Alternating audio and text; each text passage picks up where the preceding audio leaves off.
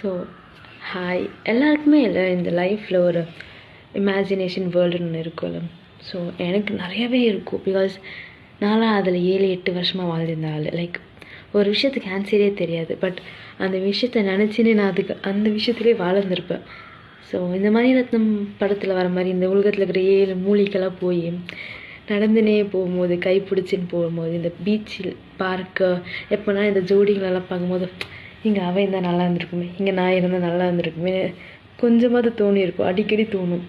சரி ஒரு நாள் எல்லாத்துக்குமே ஒரு முடிவு வரலான்னு வந்துச்சு. இமேஜினேஷனாகவே முடிஞ்சிச்சு. சரி பரவாயில்ல பார்த்துக்கலாம் அப்படின்னு இருக்க முடியல. ஸோ பார்த்துக்கலாம். ஸ்டில் அந்த மாதிரி நிறைய பேருக்கு ஒரு நிறைய ஒன் சைடு லவ் இல்லை சொல்லாத காதல் இருக்கா